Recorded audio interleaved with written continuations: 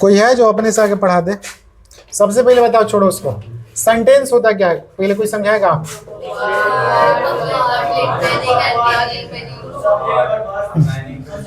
Group of words, सुन लो सुन लो सुन लो, ग्रुप ऑफ वर्ड्स, सब्जेक्ट और verb, complete and logical meaning. Logical meaning, अगर कोई सेंटेंस इलॉजिकल है तो सेंटेंस मानेंगे कि नहीं? नहीं मानेंगे। इनकम्प्लीट है तो मानेंगे कि नहीं? नहीं। और सेंटेंस में कम से कम क्या क्या होता है? सब्जेक्ट और, बिना सब्जेक्ट और वर्ब के सेंटेंस लिख सकते हैं? कभी नहीं। किसी किसी में हाइड भी कर दिया जाता है, जैसे इंपेरेटिव सेंटेंस में सब्जेक्ट लिखते हैं कि हाइड होता है?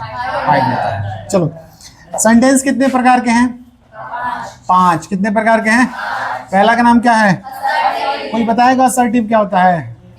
हाँ बता। इंफॉर्मेशन, सिंपल भाषा में कहिएगा कि इट टेल्स अस समथिंग। कोई भी सेंटेंस जो हमसे कोई इंफॉर्मेशन दे रहा है, कुछ बता रहा है, वो कैसा सेंटेंस होता है? तो ये दावा मिटा कौन दिया है जिसको? हम मिटाए हैं रे, हम मिटाए हैं। इतना बड़ा झूठ। ठीक है। असर्टिव सेंटेंस का मतलब होता है इंफॉर्मेशन। क्या होता है? और sentence that gives us information और टेल्स अस समथिंग। बहुत सारा डेफिनेशन लिख सकते हैं, लेकिन सिंपल भाषा में अगर कोई सेंटेंस आपसे कोई इंफॉर्मेशन दे रहा है तो कैसा सेंटेंस है? असर्टिव। ठीक है, गिव्स इंफॉर्मेशन। पहचानेंगे कैसे? स्ट्रक्चर से। कैसे पहचानेंगे? दुनिया का कोई भी सेंटेंस अगर सब्जेक्ट से शुरू है, सब्जेक्ट के बाद क्या लिखते हैं जनरली? वर्ब। वर्ब के बाद आप कुछ भी लिख भी सकते हैं और नहीं भी लिख सकते हैं। अरे समझ आया? तो ऐसे सेंटेंस को क्या बोलेंगे? असर्टिव। कोई भी सेंटेंस अगर सब्जेक्ट से शुरू है, उसके बाद वर्ब है, आगे कुछ भी है, ऑब्जेक्ट है, कंप्लीमेंट है, एडवर्ब है, उससे नहीं जाना है। सब्जेक्ट से शुरू है, वर्ब है, तो कैसा सेंटेंस है? असर्टिव। कैसा है? आई एम गोइंग, कैसा sentence? Assertive. I am teaching, कैसा है? Assertive. Ram is a doctor, कैसा है? कोई भी सेंटेंस सब्जेक्ट से शुरू है, असर्टिव है। 2 प्रकार के होते हैं असर्टिव। कितने प्रकार के? याद है किसी को? हाँ या ना? पहला कौन सा होता है? अफर्मेटिव। कौन सा होता है? और दूसरा कौन सा होता है? नेगेटिव। कौन सा होता है? नेगेटिव।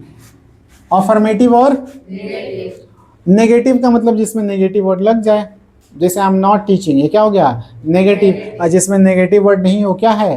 अफर्मेटिव। जिसे बोलते हैं ही इज कुकिंग फूड, ये क्या है? Affirmative. He is not dancing, negative. समझ आ गया? इसमें कोई दिक्कत नहीं ना है? चलो आ जाते हैं, इंटेरोगेटिव सेंटेंस क्या होता है? बताओ। हाँ, कोई भी सेंटेंस जो आपसे क्या पूछता है? क्वेश्चन। क्या पूछता है? Question. Question. What is question? Question. क्या पूछता है? Ask a question. तो इसका मतलब होता है जितने भी क्वेश्चंस हैं वो कैसे सेंटेंस है? इंटेरोगेटिव। कितने प्रकार के इंटेरोगेटिव होते हैं? यस नो इंटेरोगेटिव और नाम से क्लियर है। यस नो का मतलब क्या होता है? जिसका आंसर आप किस में देते हैं? WH मतलब इसका आंसर यस नो में कुछ और कोई इंफॉर्मेशन दिया जाता है। ठीक है, स्ट्रक्चर बताओ। यस नो की शुरुआत किससे होती है? हेल्पिंग वर्ब से होती है। हेल्पिंग वर्ब के बाद क्या लिखते हैं? आगे क्या लिखते हैं? अगर आप चाहें तो लिख भी सकते हैं, नहीं भी लिख सकते हैं। लास्ट में हमेशा क्या आएगा?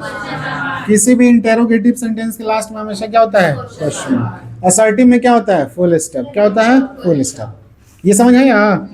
हेल्पिंग वर्ब की संख्या कितनी है? हेल्पिंग वर्ब की संख्या कितनी है? 2 7 20। सही है ना जी? 27 याद है? किसी में 24 दिया होता है, अगर 24 दिया है तो बी, बीन और बीइंग को हटा देता है। बी, बीन और बीइंग को हटा देता है, तो 24 दिया होगा। ठीक है, तो अगर हेल्पिंग वर्ब से कोई सेंटेंस शुरू हो रहा है तो कैसा सेंटेंस है? इंटेरोगेटिव है, उसमें भी यस नो इंटेरोगेटिव। और WH इंटेरोगेटिव का स्ट्रक्चर बता दो। तो इसी के पहले क्या आ जाएगा? अच्छा ये बात बताओ, WH वर्ड्स की संख्या कितनी है?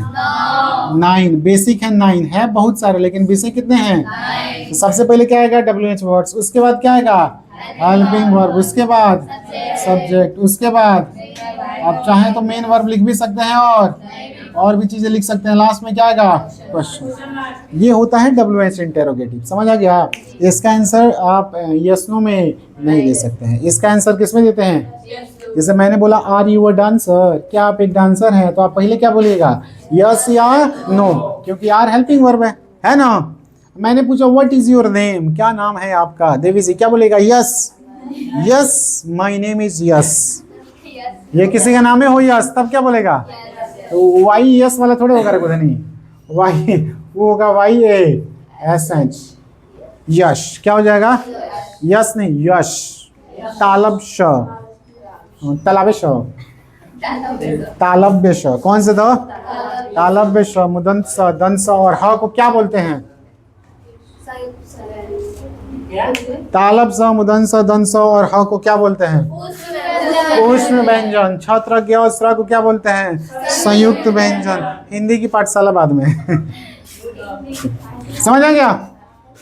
तो इंट्रोगेटिव मतलब क्वेश्चन, अगर हेल्पिंग वर्ब से शुरू है तो यस नो, डब्ल्यू एच से शुरू होता है डब्ल्यू एच इंटरोगेटिव। कोई दिक्कत है, what do you do for living, ये क्या है, मैंने कहा what do you do for living, जीने के लिए क्या करते हो, यस नो की W H, are you kidding me, बोलो यस नो की W H, yes no, are you kidding me चपाट, डब्ल्यू एच वर्ड कहाँ बोले हैं, डब्ल्यू एच वर्ड की संख्या कितनी है, बताओ कोई और बताएगा, कौन बताना चाहेगा, आ जाओ चलो, here is the mic, W H word की संख्या 9 बताएगा, ही नहीं बताएगा थप थप थप थप गिरेगा, बोलो बोलो जल्दी जल्दी बोलो, जितना है बोलो ना।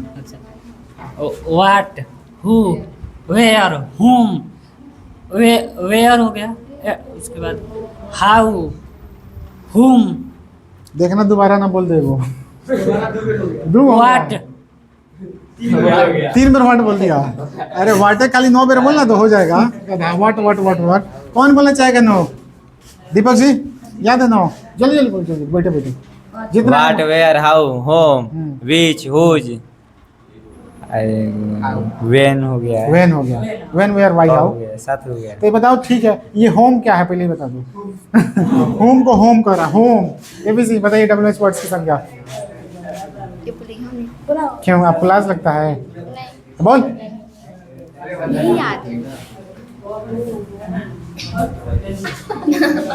वाट होम वाट वाट होम वाट, हटो हम ही बोल देंगे, तुम लोगों से पूछने में तुम लोगों से पूछने बेकार है, हम ये बता दें, सुनो, who whom what which whose when where why और हाउ, 9 होती है, चलो ठीक है। इंपरेटिव सेंटेंस कोई बताना चाहेगा,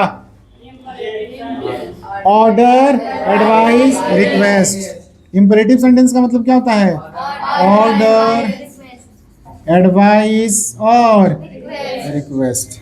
ऐसा सेंटेंस जिसको पढ़ के लगे कि ऑर्डर, एडवाइस, रिक्वेस्ट किया जा रहा है, कैसा सेंटेंस होता है, इंपरेटिव। इसका मेन स्ट्रक्चर होता है पहला वर्ब वन, क्या होता है, और उसके बाद क्या आता है, ऑब्जेक्ट। अच्छा ऑब्जेक्ट हमेशा नहीं आएगा, आ भी सकता है और आप चाहें तो आगे भी कुछ लिख भी सकते हैं और नहीं भी लिख सकते हैं, समझ आ गया। दूसरा स्ट्रक्चर इसी का नेगेटिव बना दो, तब V1 प्लस सब्जेक्ट का नेगेटिव कैसे बनाते हैं, पहले डू नॉट जोड़ दो, जिसको शॉर्ट में क्या बोलते हैं, डोंट, या आप चाहे तो नेवर, क्या जोड़ सकते हैं, नेवर। अब V1 प्लस ऑब्जेक्ट, याद रखना ऑब्जेक्ट आ भी सकता है और नहीं भी आ सकता है, आगे आप लिख भी सकते हैं और नहीं। इसी को रिक्वेस्ट बनाना हो तो क्या करते हैं, इसी के पहले प्लीज जोड़ दो, क्या जोड़ दो, या और एक और वर्ड कौन सा होता है, काइंडली, दोनों का मतलब वही होता है, V1 प्लस ऑब्जेक्ट।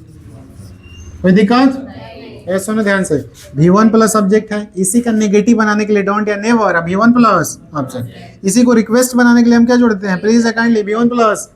आज सबका पैसिव वॉइस पढ़ा है तो याद है, रिक्वेस्ट का एक ही तरीका होता है, यू आर रिक्वेस्टेड। अब V1 प्लस सब्जेक्ट ऑर्डर हो, एडवाइस हो तो अलग अलग होता है। ऑर्डर का क्या होता है, passive voice, let object be V3, advice का ऑब्जेक्ट को बनाइए सब्जेक्ट, शुड बी V3, और रिक्वेस्ट का तो एक ही तरीका, कौन, यू आर, उसके बाद होता है लेट मी गो। आगे भी आप ऑब्जेक्ट लिख भी सकते हैं और कुछ भी लिख सकते हैं, लेट मी गो, मुझे जाने दो। यहाँ पे देखना देवी जी, इंपेरेटिव सेंटेंस हमेशा वर्ब से स्टार्ट होता है। किससे स्टार्ट होता है? वर्ब से स्टार्ट होता है, याद रखना, ठीक है। यहाँ भी किससे स्टार्ट है? वर्ब, लेकिन नेगेटिव बनाने के लिए नेगेटिव वर्ड आया है। यहाँ भी वर्ब से ही स्टार्ट है, लेकिन रिक्वेस्ट बनाने के लिए क्या है? प्लीज या काइंडली। और लेट भी हमारा क्या होता है? वर्ब। क्या होता है?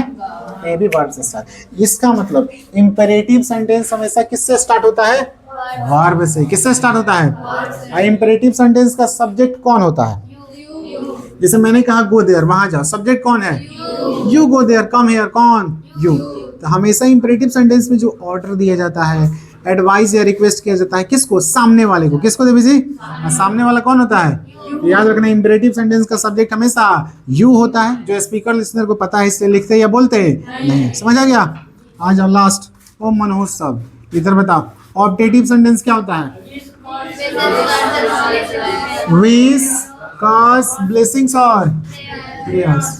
जिस सेंटेंस से विशेस, कॉसेस, ब्लेसिंग्स, इधर बताओ तो दिख रहा है देवी जी, यहीं पे लिख दें, और प्रेयर्स, etc। इस सब का जहां पे लगे कैसा सेंटेंस होता है? Objective sentence. इसका एक ही है स्ट्रक्चर, बताओ तो।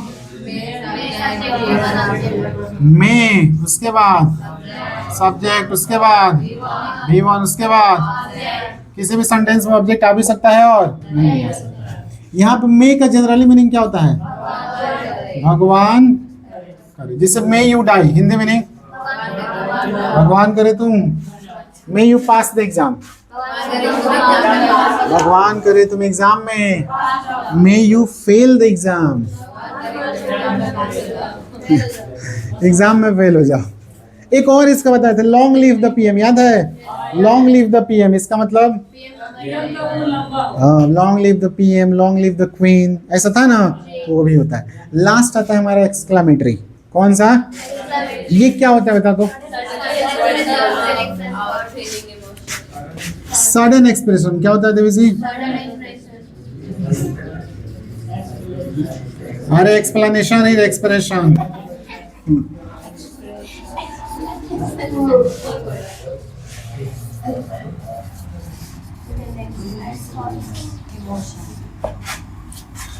Sudden expression of our feelings और इमोशंस, मतलब कोई भी एक ऐसा सिचुएशन है जिसमें आप सेंटेंसेस को अचानक बोल देते हैं सोच के। जैसे कोई सुंदर लड़की दिखी, जैसे मान लो बारात में गए, कहाँ गए हम लोग? बाराते में जाते जाते हैं, तो वहीं तो सुंदर दुल्हन को देखे, what a beautiful bride she is, मतलब कितनी सुंदर दुल्हन है। हिंदी मीनिंग कितनी सुंदर दुल्हन है, ठीक है। जैसे किसी इंसान से बात करके लगा पड़े, what a handsome, sorry handsome बात करके लगता है, मतलब what a intelligent man, what an intelligent man, मतलब कितना इंटेलिजेंट आदमी है, ठीक है। किसी से बात करके लगा, बाप रे कितनी गोधन है समझ आया है? कितना अच्छा इंसान है, कितनी अच्छी लड़की है, कितनी प्यारी बात करती है, हाउ स्वीट सी टॉक्स। समझ आया? तो ये सब होता है एक्सक्लेमेटरी सेंटेंस। अच्छा, इसका दो स्ट्रक्चर होता है, याद है? पहला व्हाट वाला, क्या? व्हाट, ए या एन, उसके बाद एडजेक्टिव, उसके बाद नाउन, उसके बाद सब्जेक्ट, उसके बाद एक्सक्लेमेटरी सेंटेंस के लास्ट में साइन ऑफ एक्सक्लेमेशन। अच्छा, एन आ भी सकता है, नहीं भी आ सकता, एडजेक्टिव आ भी सकता है, कभी कभी सब्जेक्ट और वर्ब को भी हम क्या कर सकते हैं? नहीं लिख सकते हैं, हटा भी सकते हैं। जैसे what a beautiful bride she is, या what a beautiful bride she is पता है, अब ब्राइड ही इज होगा, इट इज होगा नहीं। दूसरा बताओ, हाउ, दूसरा एडजेक्टिव या एडवर्ब, उसके बाद सब्जेक्ट, उसके बाद वर्ब। इसमें बताओ, हाउ हैंडसम यू आर, कितने हैंडसम है आप, खैर झूठ बोल सकते हैं। हाउ क्यूट सी इज, कितनी क्यूट है वो। हाउ लकी यू आर, कितना लकी है तुम। दो दोस्त गया, क्या करता है तुम लोग? वो पर्चियाँ कटाने, क्या बोलते हैं उसको? लॉटरी खेलने। ये को मिल गया क्या? ये घड़ी मिल गया, आई को क्या मिल गया? ठेंगा। तो लकी कौन हुआ? ठेंगा वाला, क्योंकि घड़ी वाला के मन में लालच आ गया, वो बन गया लालची इंसान ऐसा कुछ नहीं है और तीसरा एक और था, हाउ लकी यू आर, कितने लकी हैं आप, बहुत लकी हैं। तीसरा याद है? इंटरजेक्शन। क्या देवी जी? एक बात बता रहे हैं, हमेशा ध्यान रखना। इंटरजेक्शन क्या होता है? अचानक कोई वर्ड बोल दिया जाए तो वो इंटरजेक्शन होता है, अचानक कोई सेंटेंस बोल दिया जाए तो एक्सक्लेमेटरी सेंटेंस। इंटरजेक्शन को हम एक्सक्लेमेटरी वर्ड ही बोलते हैं, बताए थे ना हम, जैसे wow, nice, amazing, good, oh my god, oh no, उफ, आउच, और बोलो ओ नो, सिट, और बोलो उप्स, क्या, उप्स। तो कोई भी इंटरजेक्शन लिखा, देखो ए सब्जेक्ट वर्ब है, अगर सब्जेक्ट वर्ब ऑब्जेक्ट है, ठीक है, तो ये हो गया कौन सा सेंटेंस, असर्टिव, क्या हो गया, लेकिन इसके पहले इंटरजेक्शन लग गया तो कैसा सेंटेंस, एक्सक्लेमेटरी। और याद रखना इंटरजेक्शन जब भी लिखते हैं इसके बाद कॉमा क्या लिखना होता है, लास्ट में साइन ऑफ एक्सक्लेमेशन, ये ध्यान में रखना, उसमें थोड़ा सा एरर हो गया होगा।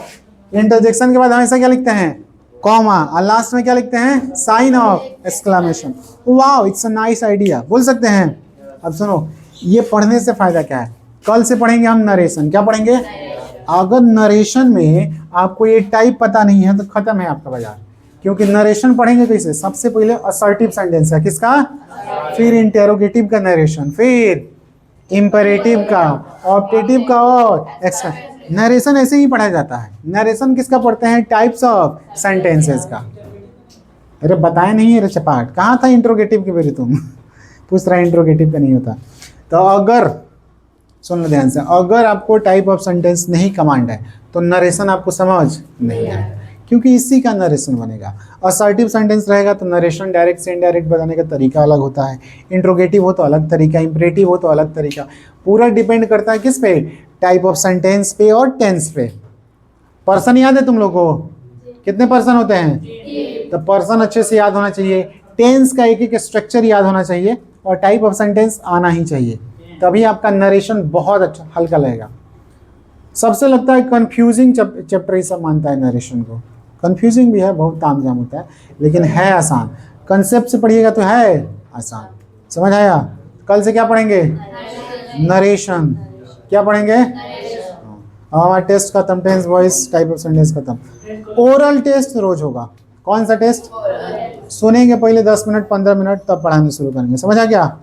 चलो आज के लिए दैट्स ऑल।